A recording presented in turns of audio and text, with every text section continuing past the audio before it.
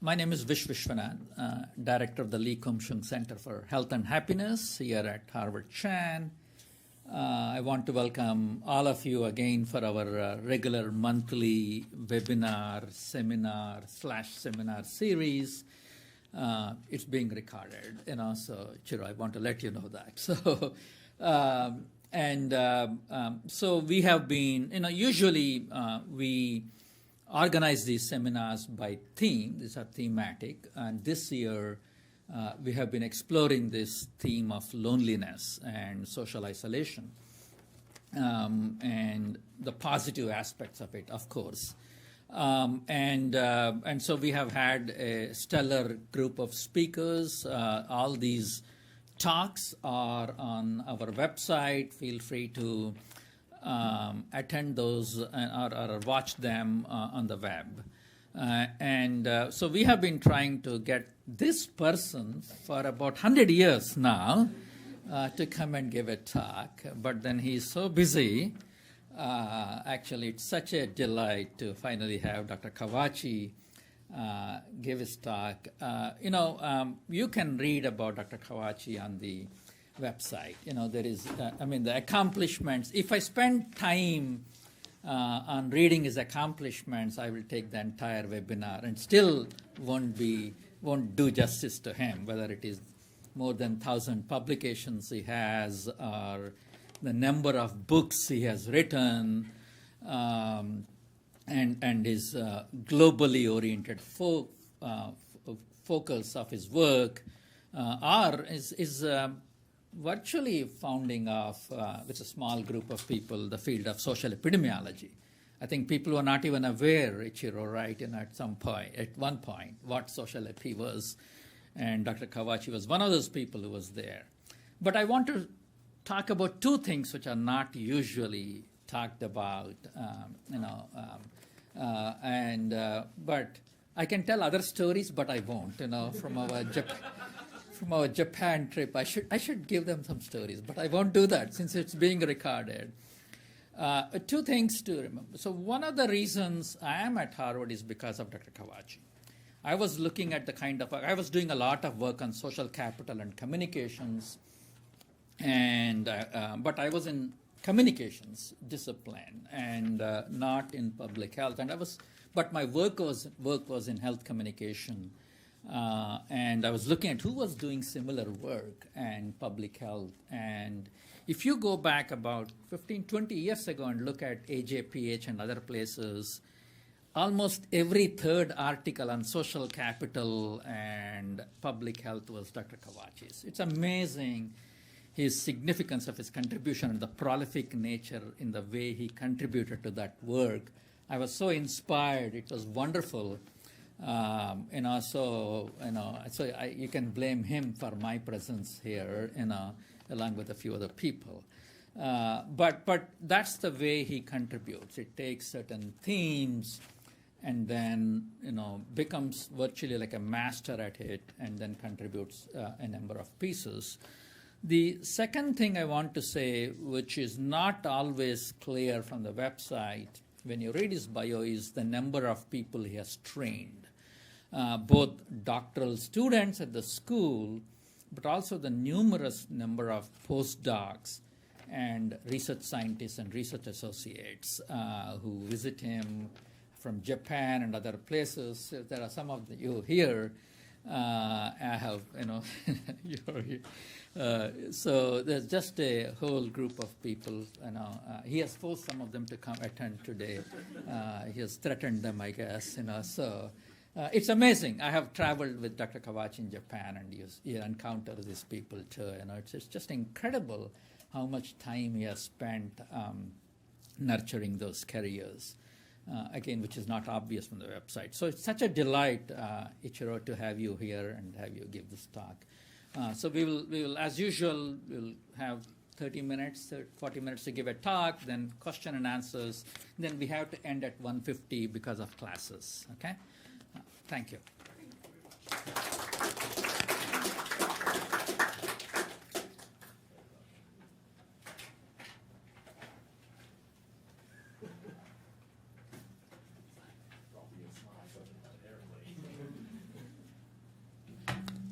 Oh, thank you very much, Vish. What a setup. Sorry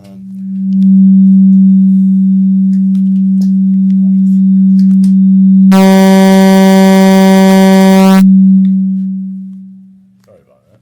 Yeah, so I apologize in advance for people who attended my fall class because I haven't learned anything new since then. So I'm going to, some of this will definitely overlap with what I said back then. So I want to talk about equity in policies to advance social connection. Where that comes from is the 2023 Surgeon General Advisory. You may recall that in May of last year, the Surgeon General, Vivek Murthy, put out an advisory in which they pointed out that there's a crisis of social connectedness in this country. For example, almost 40% of adults say they feel that only 40% of adults say they feel very connected to others, and half of American adults, especially young adults, report experiencing loneliness. And this was the prelude to the Surgeon General calling for a national strategy to advance social connectedness. And apparently, this idea has been, is taking root because just last month, the WHO announced the formation of a new commission on social connectedness. And so the WHO is now going to get into considering policies to advance connections. Now, we all know that contemporary society and technological advances enabling us to lead lives without engaging with people face-to-face. That includes remote work, which became especially apparent during the pandemic. Things like food delivery, artificial intelligence, chatbots, remote entertainment, all these trends which are causing people to spend less time in face-to-face connections with others. But the two questions from a policy perspective I want to ask, which the Surgeon General's advisory did not really address in any detail, which I think is one of the tasks of the WHO Commission, is to consider these issues. Number one, what types of social connection should we seek to strengthen? Are we going to have a national policy? Should we be advocating that people form more strong ties, or is that people need a lot of weak ties? Should we be encouraging what I call bonding social capital or bridging social capital? And secondly, how can policy begin to close the gap in access to social connections by characteristics like SES and race? Because that's another thing that the Surgeon General's advisory barely touched upon. They didn't really, they talked about a national crisis in general, but not the inequities in access to social connections. So let's go one through these two questions. So my first question is, which matters more for health, do you think? Having a large network of strong social ties, or having an extensive web of weak social connections? And to help us get into thinking about strong and weak ties, I refer you to Tony Antonucci's so-called convoy model of egocentric social networks. All of us, are embedded in social networks, and they kind of surround us like a truck convoy, which we carry through life. And so, in social network terminology, the individual at the center is the ego. And I can ask each and every one of you, who do you consider to be your most intimate ties? Who do you turn to if you need to confide about problems and when you seek to receive emotional support?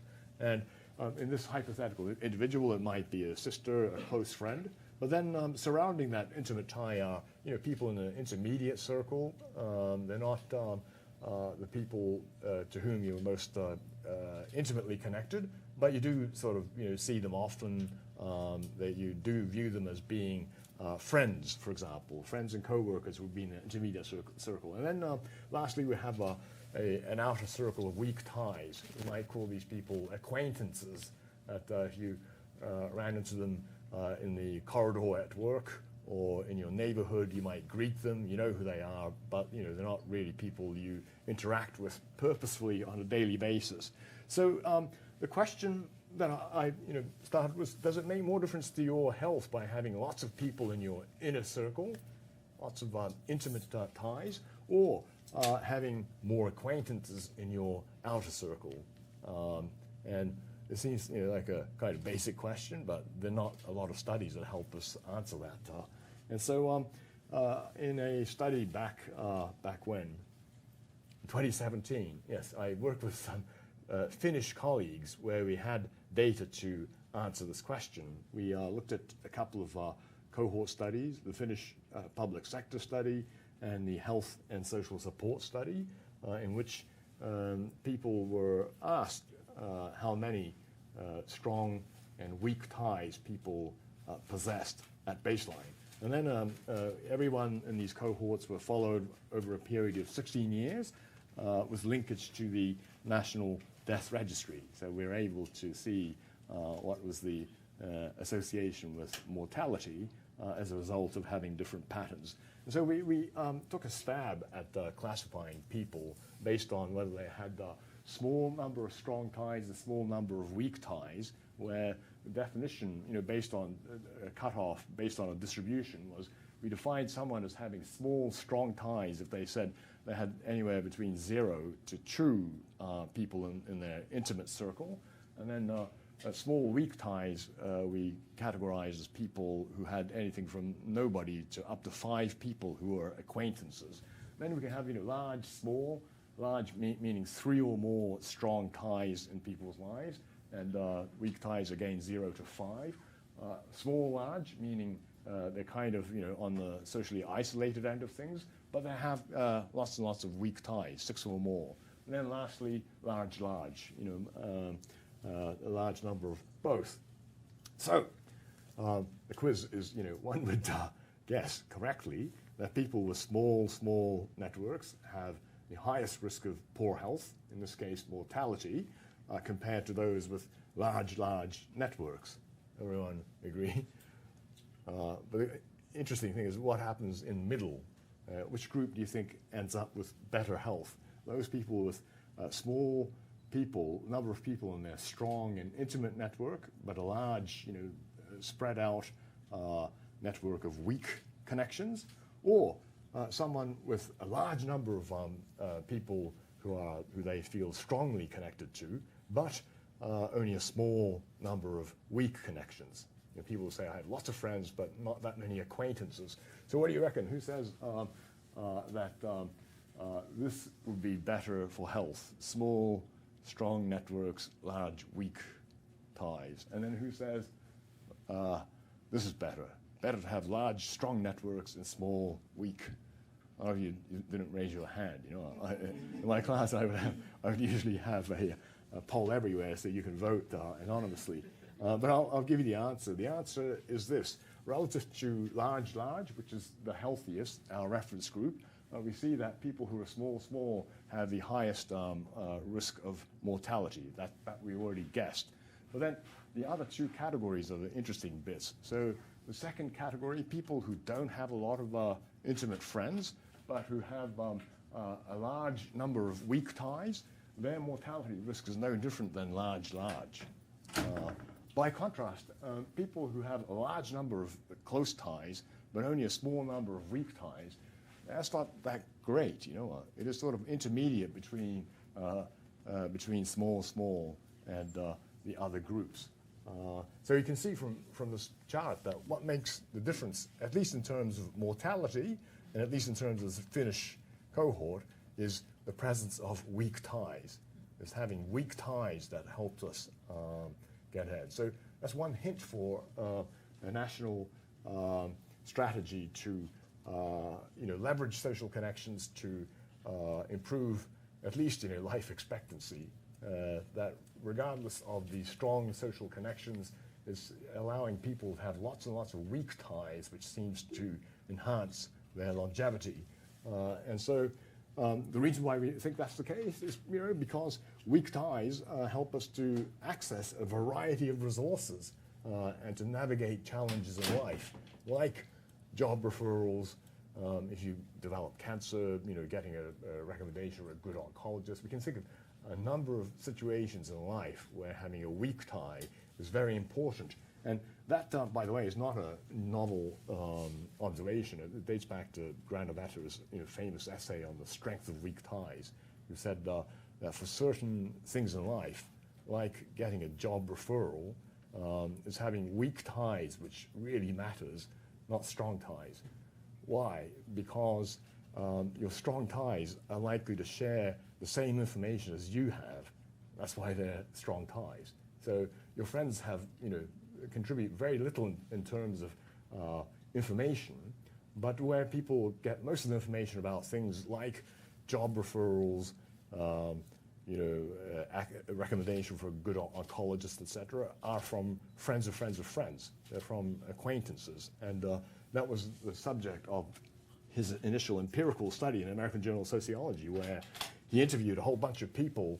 I think it was in Brookline or Newton, I can't remember, but he asked them, where did you find out about your job? And it turned out most of them was through friends of friends and not from their closest social connection.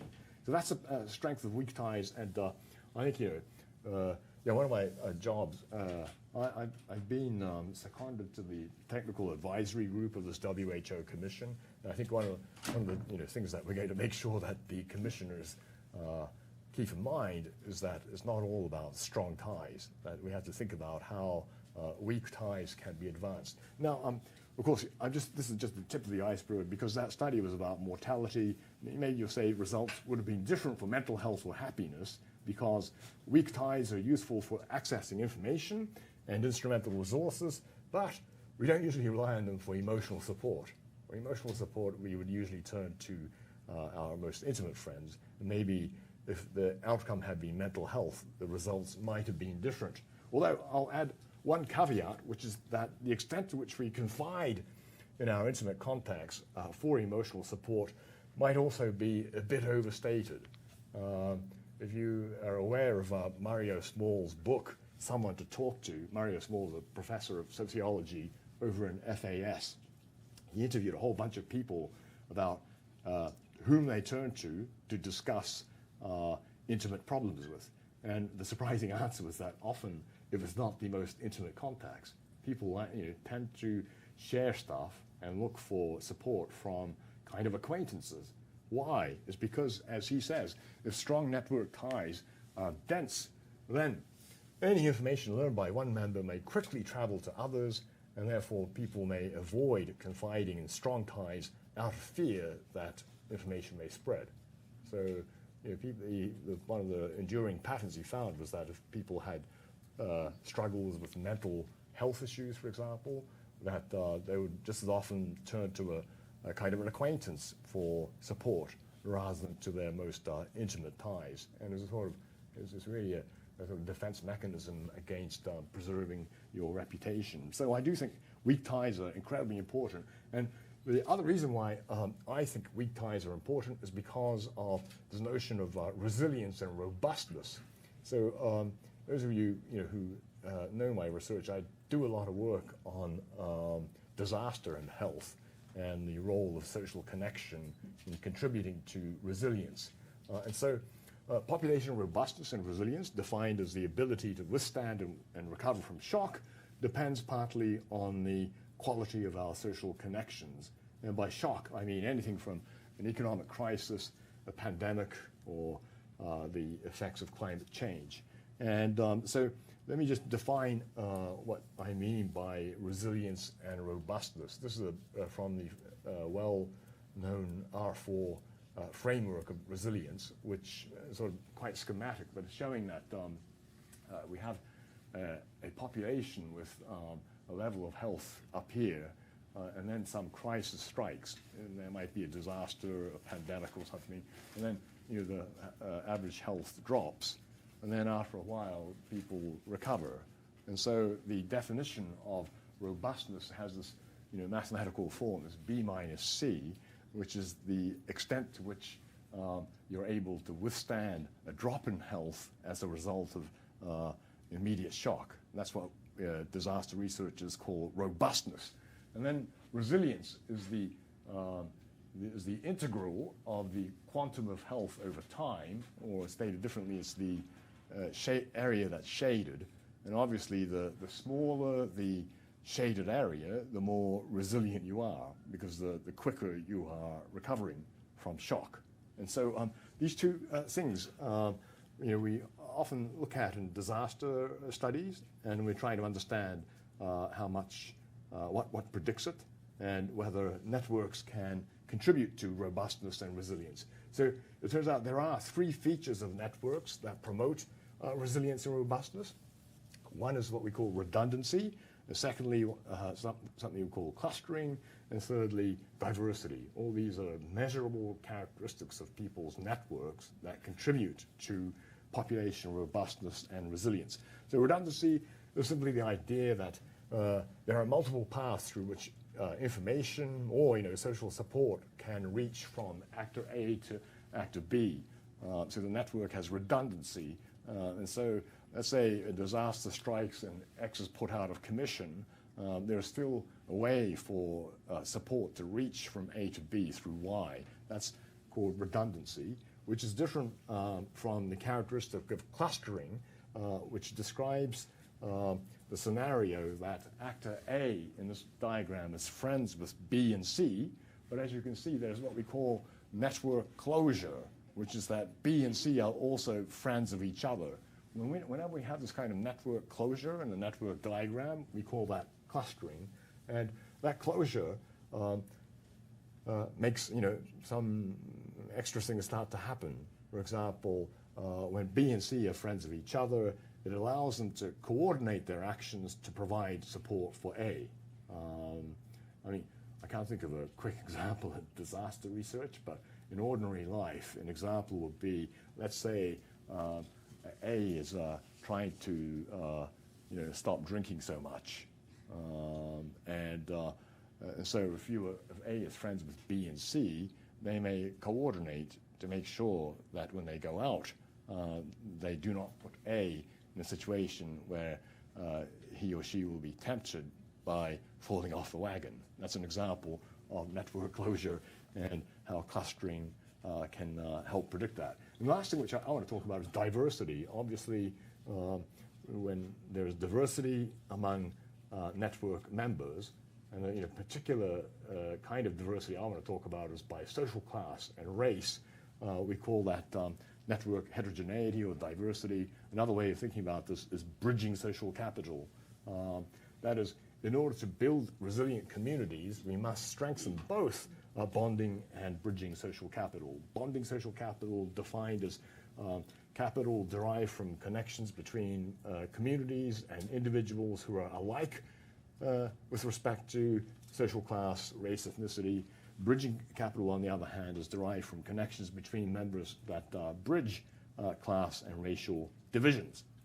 And so if I illustrate in the form of a network diagram, we have a group of people with strong clustered networks here, another group with strong clustered networks here. What we need is some kind of bridge between these two groups. Now, what do we know about the diversity of social connections in the USA? So it's one thing to say, let's have a national strategy to advance social connectedness, but another to say, well, what is the diversity of those existing connections? And the answer is, it's pretty segregated. The current state of bridging social capital in this country is not that great. So this example is from Raj Chetty, who's an economist at the FAS. And in this paper in Nature, he took the approach of analyzing 72 million friendship ties between users of Facebook to examine bridging social capital, defined by connections between low SES and high SES individuals based on their zip code of residence. So he managed to get anonymized data and figure out who is connected to who based on their zip code SES. And a couple of observations I want to draw attention to is that, friendships in this country clustered by social class. Rich people hang out with other rich people, poor people hang out with poor, and there's not much bridging in the current state. So the horizontal axis here is each individual's own socioeconomic decile from the Facebook data. and the vertical axis is the share of friends from the remaining deciles. And so orange to yellow is the lowest, the poorest individuals, and blue, as you shade toward blue, your SES grows higher. And you can see there's a strong gradient, so that, poor people tend to be Facebook friends with other poor people, and rich people with other rich people, and there's a strong gradient.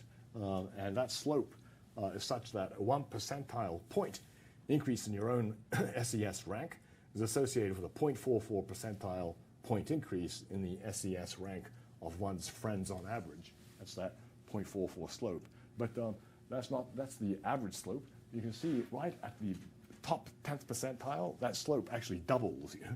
The slope rises to 0.98 between the 90th and 100th percentile, indicating that the highest SES individuals, at least on Facebook, are particularly likely to be connected to other high SES friends. That's what we mean by the segregation of social capital. The other observation that Chetty and his group make is that rich people tend to make friends of college classmates, whereas poor people tend to make friends of neighbors. So there's a difference in where people connect. And so we see, again, the SES percentile rank on the horizontal axis, vertical axis, proportion of friends made in different settings relative to the national average. And what we see here is green is a neighborhood. The richer you are, the less connected you are to your neighbors. And by contrast, the orange is college. The richer you are, the more likely you are to be connected to others who went to the same college. And everything else kind of level, except maybe this green for a religious group, which does also show a bit of a gradient. But that, I think, this is a good start to understand the challenges of advancing social connection. We need to understand, where people make friends and how to bridge those gaps. And as Chetty concluded in this Nature article, individuals with the lowest SES make about 4 times greater a share of their friends in their neighborhoods compared to those in the highest SES. And that's why neighborhoods play a larger role in defining the social communities of low SES individuals, partly helping to explain where one lives matters more for the economic and health outcomes of low-income individuals compared to high-income individuals. So it's telling us that the national strategy, if you want to strengthen social connection for low SES individuals, you have to sort of go through the communities, and for rich individuals, it's going to be through something else. Now, studies also show that people in lower socioeconomic positions are more likely to use local ties, strong ties, and family and kin ties. That's Nan Lin's discovery. These bonding ties, however, are often homogeneous with respect to embedded resources like information, instrumental assistance like cash loans, food, as well as brokerage, referral to a pediatrician or a car mechanic or whatever. And the problem with that is that these bonding ties are much more likely to become depleted during crises, resulting in a deficit in social capital for low SES groups. In my sort of own disaster studies, we see that after disaster strikes, the community rallies to provide social support to stricken victims, but then they don't have a lot of resources to begin with, so they become quickly depleted, and there's a phenomenon that we call social support deterioration, which happens a few months to a year after the disaster, and that sort of thing is dropping off the cliff. By itself can be a negative impact on the health and recovery of survivors. By contrast, social ties among people in high SES positions are characterized by more range and more diversity. All right, so that's SES segregation. How about race? Do you think racial connections in this country are segregated? So we have some clues through this report, American Bubbles. There's a Nation Public Religion Research Institute national survey in 2022, which found that about 2/3 of white adults in this country don't have a non-white person in their core discussion network, we have a very racially segregated pattern of social connections in this country. So the method they used was, something called a name generator approach. In surveys, you ask people, tell us about your friends, and ask them to nominate who their connections are. And they were asked to nominate up to 7 people with whom they discussed important matters within the past 6 months. That's the sociological definition of a core discussion network. And here's the pattern. This is the percent of friendship networks that identify as being white among white respondents, black among black respondents, Hispanic among Hispanic, and so forth. And there are 2 sets of data, one for 2013 and one for 2022. They repeated the survey a couple of times. And what we see here is an overwhelming pattern of racial segregation and core discussion networks. 90% of white people say that their networks consist of other people who identify as white. And there's been no change, during the pandemic, comparing before to post. And black people, not as bad, but still around 80% of black people say that 80% of their friendship ties identify as black. And when we now look at the homogeneity, that is a percent of friendship networks that identify entirely as being white, namely, if you consider your 6 or 7 friends, not a single one of them is of another race. That proportion drops a little bit, but it's still 70, 67, 75% for white respondents. It's a bit better and getting better for black respondents, but it's still about 46%. So that's the other challenge of diversity in networks is by socioeconomic status and race. The social capital deficits that low SES and minoritized racial groups experience are partly due to structural constraints, not just preference for who you want to hang out with.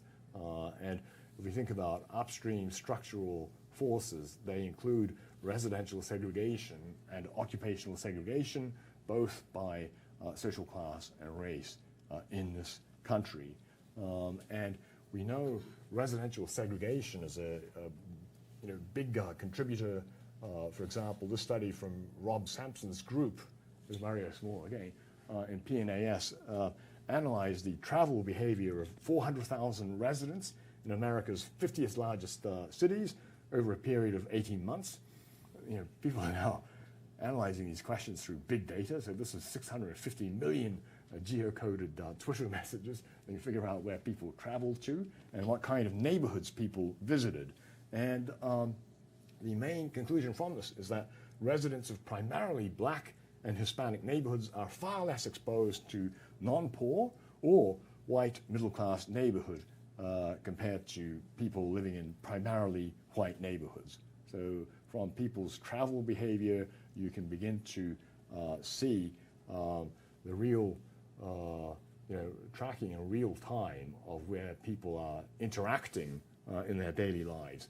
And so the summary figure, I'll walk you through it. Basically, the first thing is that the travel radius, that is distances traveled on a daily basis, is quite similar for different socioeconomic and racial groups. Black people, white people, Hispanic people, poor and rich people travel about the same radius during the day, course of a day, compared to each other. But the question is, where do they travel to? And as you can see from this, racial minorities are far less likely to travel to middle-class neighborhoods.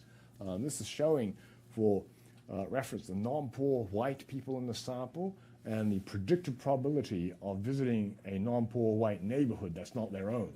And you can see that estimate is positive if you are non-poor white. If you're a poor white person, the estimate is slightly negative. It's slightly less likely compared to the overall average in terms of visiting a non-poor white neighborhood. But the overwhelming deficit is among minoritized communities. And the interesting thing is that even among non-poor black and non-poor Hispanic residents, there's a sort of big deficit in the proportion of people who visit middle-class white neighborhoods. There's a kind of intersection of race and SES, but race segregation plays a big part. All right, so I'll say a couple of things about policy ideas. I think the two ways that we can think of strengthening bridging capital is either through more interaction or more integration. Interaction, by that I mean you may live in a neighborhood where there's a good mix of people, but limited interaction along SES and racial lines. And the general policy suggestion there is to conduct place-based interventions, namely investing in social infrastructure like parks and libraries where residents can congregate. So if you're lucky enough to live in a kind of integrated neighborhood, you might encourage more interaction by building more social infrastructure. On the other hand, for neighborhoods that are segregated, you need to have more integration. It's very hard to build bridging connections when neighborhoods remain segregated. And I could have a whole lecture on desegregation policies.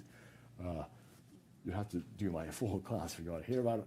But one idea I have is transit policy. We don't often think about transit, public transit, as enabling people in different neighborhoods to reach those areas. And so convenient, affordable transit systems to lower the cost of transport from low-income areas to high-income areas is another kind of concrete policy idea. I have a local example to illustrate what I mean.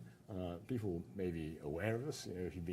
If you read the Boston Globe, Lynn is a community in the North Shore, and has been trying to reinvent itself through building more affordable housing near the commuter rail. And so here's the map. There's Lynn up there, and it is on the Newbury-Rockport line, where it is a 20-minute bus ride, commuter train ride from Lynn to Boston. It is a community with a median income of $64,000, which is quite a bit below the Massachusetts average. And it is a diverse community, 41% Hispanic, 10% Black or Asian, 49% white.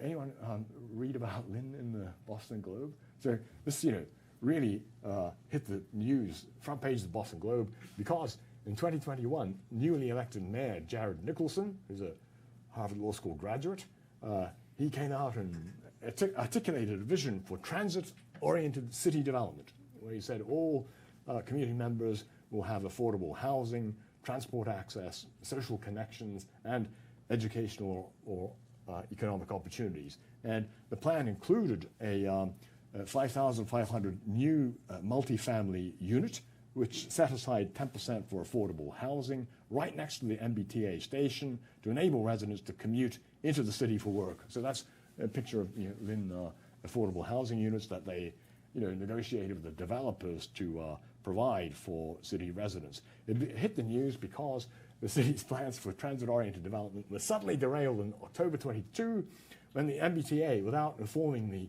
Lynn mayor, closed the station for demolition.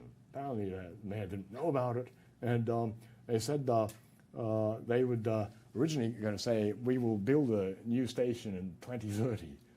Think about that, So 8 years into the future, during which time Lynn residents were going to have to commute by bus or their own transport to get into Boston. And there's a whole hue and outcry about it. And only after Boston Globe picked it up and many submissions and protests, MBTA finally got around to opening an interim station after 1 year of leaving Lynn residents to their own devices. But this is what I mean by transit equity, that we don't often think about public transport for those of us who have cars and other means of transport, but it really makes a difference in trying to encourage social connection.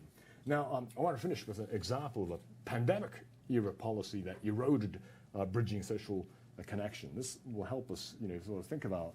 I haven't talked about, policies that build social connection, but we can think about policies that erode them. And one example would have been the mobility restrictions that were enacted during COVID-19. We know that those policies in 2020 substantially changed people's daily activity patterns, reducing trips to urban amenities like restaurants, bars, and entertainment values. And I'd say there's clear evidence from lots and lots of studies now that these mobility restrictions eroded bonding social capital. There's lots of stories of grandparents not being able to visit their grandchildren, co-workers being unable to socialize after work. But how about bridging social capital? Did mobility restrictions result in a decrease in people's willingness to visit places outside their neighborhoods, thereby reducing social interactions between people across social class and racial lines, thereby exacerbating the effects of residential segregation? So the paper I want to introduce you to is in Nature Communications by a colleague of mine. He used to be at MIT postdoc, but is now an assistant professor at NYU. And he uses big data as well. Basically, he looks at income diversity of urban encounters using a large-scale anonymized data set from a company called Spectus of over 1 million anonymized mobile phone users in 4 large cities, Boston, Dallas, Los Angeles, and Seattle, across 3 years spanning the period before and during the pandemic. So you can sort of check what did the mobility restrictions do in terms of the income diversity of urban encounters in these cities.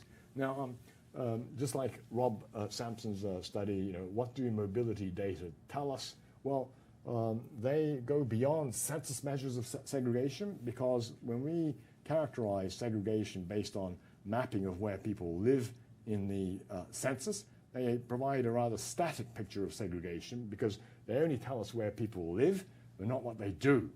That's the advantage of phone data and Twitter data and so on. We can track where people are moving. So their mobility behavior reveal that low-income people tend to stick to visiting destination in low-income neighborhoods. That's the Sampson et al. Study. And they seldom venture into high-income areas and vice versa.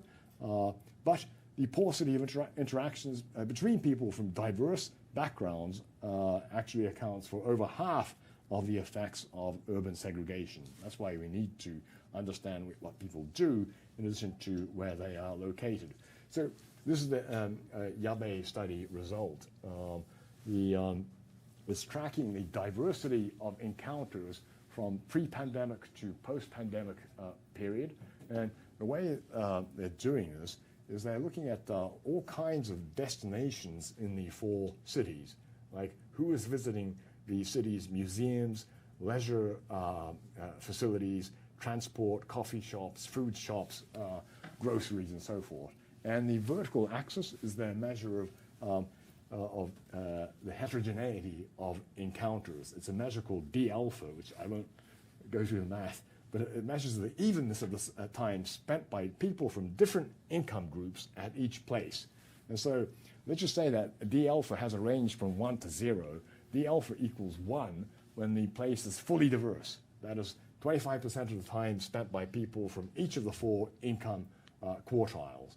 Right? So if you take, the hundreds of people visiting a museum on a daily basis, if the people visiting 25% from each income quartile, then D alpha is calculated at 1. On the other hand, D alpha is 0 when the place is visited by members of only one single income quantile. So the higher the D alpha, the more diverse. And what we can see from here is that relative to 2019, as soon as the mobility restrictions came in place, there's a massive drop in people visiting, but a drop in the diversity of people visiting all these kinds of places.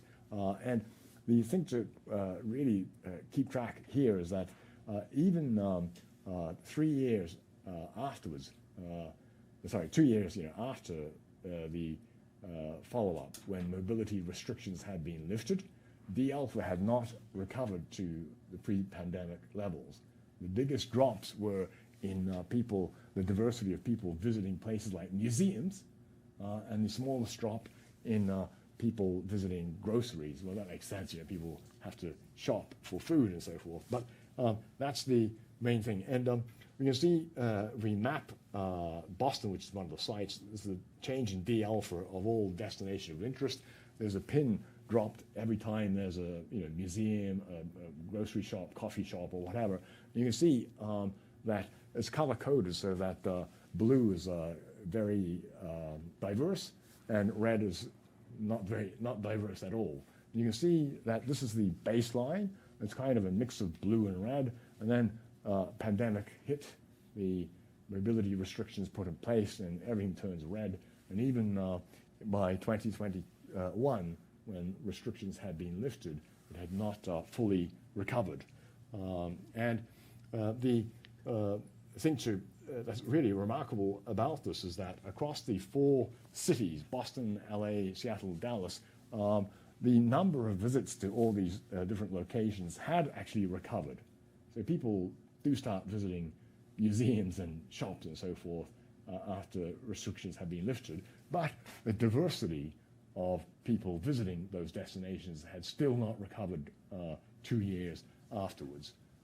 So the lasting lesson of this is that mobility restrictions, well, first they result in a sharp decrease in the exploration of diverse places and shifts in visitation preferences, which persist well beyond the lifting of restrictions. And while, from a public health perspective, these restrictions help to suppress the spread of infection, policymakers need to consider the trade-offs in terms of eroding the social fabric of our cities. Once you tamp things down, it takes much longer than we anticipate to get back to what it was.